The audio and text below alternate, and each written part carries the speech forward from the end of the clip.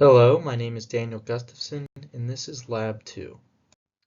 So some observations for this lab are the same as they were last week, where we have two pieces of tape that are oppositely charged, and one is placed on a book, two books, and the other one we take and we bring on top of the other one to see how it affects that piece of tape.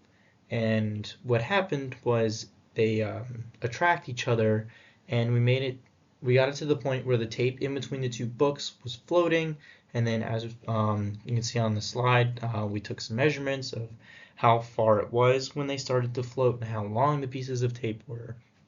And those measurements will especially come in handy today. Now, when we plug in those observations into a computer program and do some computations, we can see that the electric force and the magnetic force equal each other in this model over here. So we see that this white arrow is equal to this yellow arrow. Now that's telling us that when the tape is floating, because it's floating, the forces acting on it must equal each other. In this case, the electric force and the gravitational force, the electric force, which is pushing it up, and the gravitational force, which is pulling it down, equal each other. We can also see that in the magnitude of the electric force and gravitational force, as they also equal each other.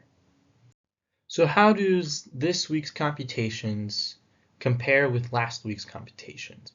So last week, my calculated charge per piece of tape was roughly about 2.02 times 10 to the negative 7 coulombs.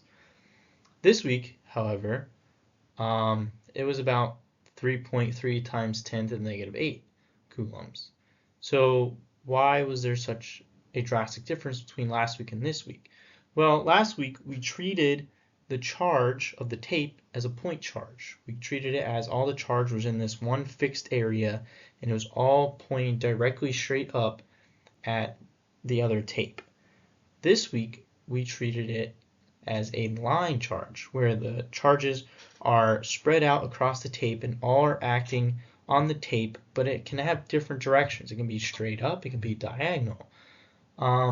So because of that, because it's more spread out, the charge for the line charge will be smaller, because depending on how many say like how many little tiny areas you break up that piece of tape into, the charge is going to be a little bit different, because there's going to be a different charge at each place.